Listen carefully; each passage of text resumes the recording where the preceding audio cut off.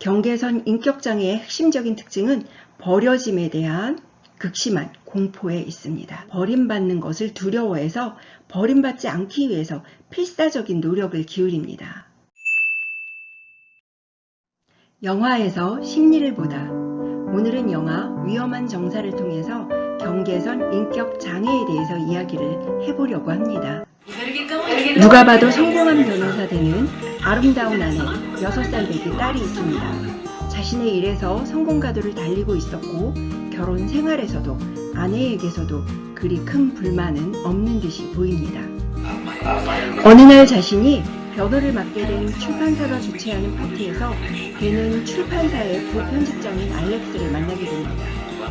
매력적인 유부남 그리고 성공한 독신 여성의 첫 만남이었습니다.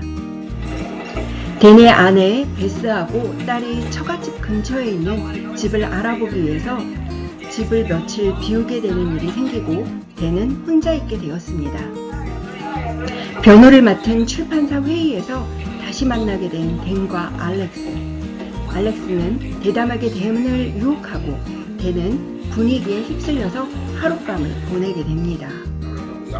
댄에게 그날 밤은 하룻밤의 유의에 불과하지만 알렉스에게는 그렇지 않았습니다. 정리하고 싶어하는 댄을 협박하기 위해서 엽기적인 모습을 보이는 알렉스. 알렉스는 댄의 셔츠를 찢고 소리를 지르고 때리고 심지어 손목을 그어서 자해를 하기도 합니다. 알렉스를 안정시키기 위해서 하루 정도 알렉스를 지켜봐주는 댄.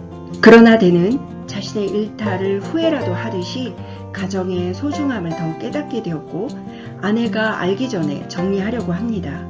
그러자 알렉스는 임신 사실을 알리면서 책임을 요구하기도 하고 사무실과 집에 수시로 전화를 하고 매달립니다. 댄이 알렉스를 정리하려고 하면 할수록 알렉스의 댄에 대한 집착은 커져만 가고 급기야 댄의 가정에 무단으로 침입을 해서 토끼를 죽이기도 하고 아이를 잠깐 유괴하기도 합니다.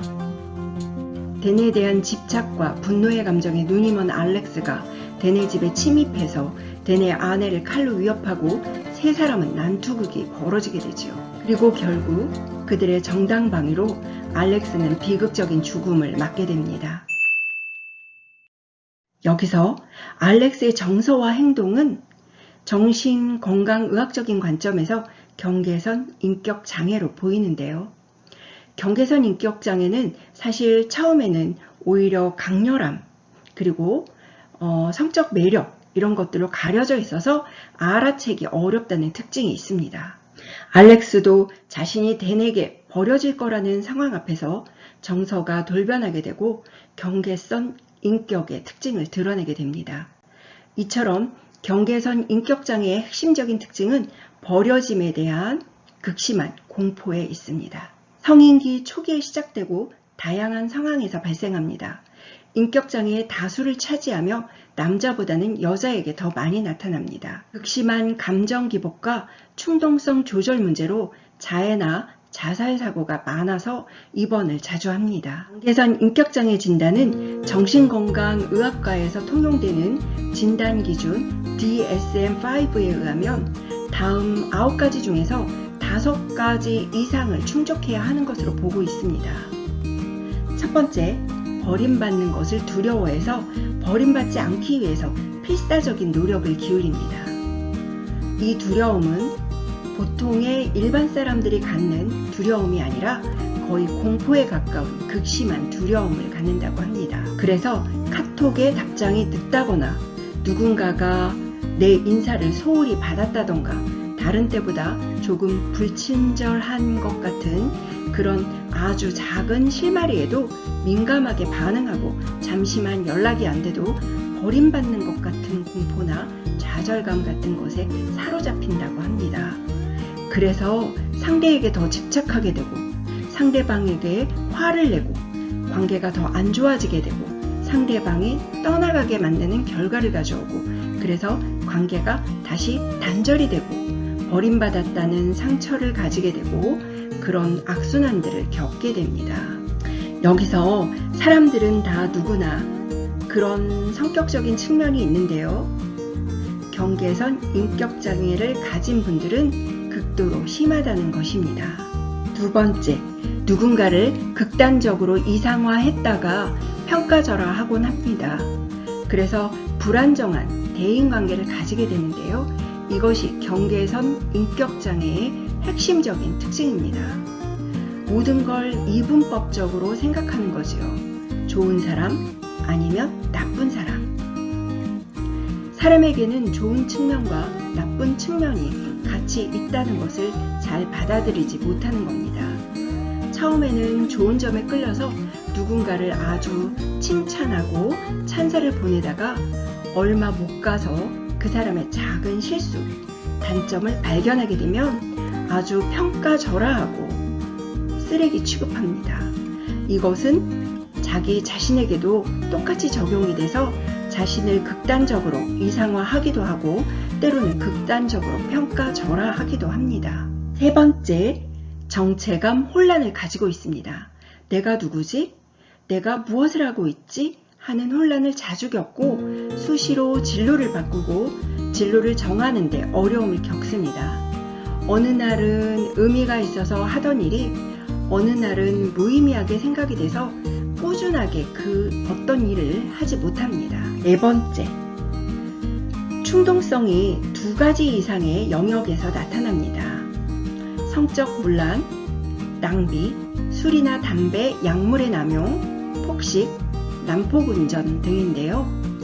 성적인 충동 등을 억제하지 못해서 암호하거나 성관계를 맺기도 하고 분수에 맞지 않는 고가의 명품을 사들인다든지 하는 과소비를 하거나 또는 때로는 난폭하게 운전을 한다든지 해서 도대체 행동을 종잡을 수가 없습니다.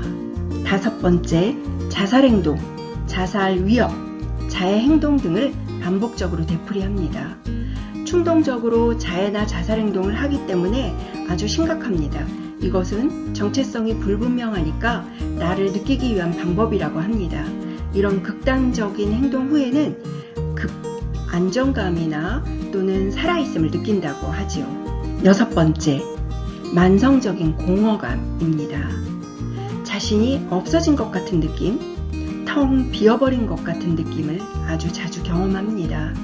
누구도 이런 공허감을 채워줄 수가 없게 되고 그러다 보니 인간관계가 또 어려워지고 다시 공허해지는 악순환을 겪게 됩니다. 일곱 번째, 급격한 기분 변화로 인한 정서적 불안정성입니다. 아주 작고 사소한 스트레스에도 심각하게 좌절감을 느끼기 때문에 나락으로 떨어지는 일이 많습니다. 그렇지만 오래 지속되지는 않습니다. 마치 롤러코스터를 타는 것 같은 기분 변화를 느낀다고 합니다. 여덟 번째, 부적절하고 심한 분노를 느껴서 쉽게 욕을 하고 비난하고 또 불평불만이 많고 툭하면 싸우기도 자주 하는데 몸싸움을 하기도 합니다. 그렇지만 그 후에는 자책감에 빠지고 수치심을 느끼고 비굴할 정도로 사과를 하기도 합니다. 아홉 번째, 스트레스가 심하면 일시적으로 망상적 사고, 심한 해리 증상, 환각이나 환청, 환시를 경험하지만 일시적이고 조현병하고는 다른 형태입니다. 이런 성격 특성은 사람들 모두 다 조금씩 가질 수 있죠. 그렇다고 모두 인격장애인 것은 아닙니다. 다만 그런 특성이 있을 때 그런 나 자신을 잘 조율해 가면서 살아가게 되지만 이러한 증상이 극심해서 사회생활 또 직업적인 생활, 대인관계에 문제를 가져올 때는 전문적인 상담과 검사를 받아보는 게 좋을 것 같습니다. 영화에서 알렉스는 이런 경계선 성격 특성을 아주 극명하게 보여주기 때문에 이 영화는 경계선 인격장애의 교과서라고 할 수 있을 정도입니다. 위험한 정사는 1987년 개봉되었고 에드리안 감독 그리고 명품 배우 글렌 클로즈와 마이클 더글라스의 합작품입니다. 영화를 보다 보면 정말 인격장애를 가진 여성의 내면을 어떻게 이토록 잘 소화할 수 있을까 감탄하지 않을 수 없습니다. 글렌 클로즈는 이 영화로 여우주연상에 노미네이트 되었고 이후에 조연상, 주연상 포함해서 7차례나 노미네이트 되었으나 한 번도 수상을 하지 못했다는 안타까운 전설이 전해지고 있습니다. 영화를 바라보는 시선은 철저히 남자 주인공 댄의 시선으로 전개됩니다. 가정을 가지고 있는 성공한 중산층 남자가 아내가 며칠 부재한 사이에 우연히 만난 한 여성과 원나이트를 즐겼는데 그 여성이 사이코였고 비정상적으로 집착했고 가정의 평안을 위협했다. 그래서 그 남성은 하룻밤 즐긴 대가를 처절하게 치러야 했다. 댄이 보인 비겁함은 가정을 지키려는 정당한 행위이고 용서받아야만 한다. 이런 가부장적이고 남성적인 시선 처리 때문에 많은 페미니스트들의 혹평을 받았기도 했고 다시금 다른 관점에서 영화가 재평가되어야 한다고 이야기를 하기도 합니다. 단 한 번의 외도가 가져온 무시무시한 결과를 보여주는 이 영화는 많은 남성들에게 함부로 바람피지 말라는 경고성 메시지를 주기도 했고 많은 남성들이 오금을 지렸다고 하는 전설이 전해오고 있죠. 가히 에로틱 스릴러의 교과서라고 할 수 있는 이 영화, 올 여름 부부를 위한 영화로 추천드리면서 마치도록 하겠습니다. 구독과 좋아요, 알람 설정 부탁드립니다.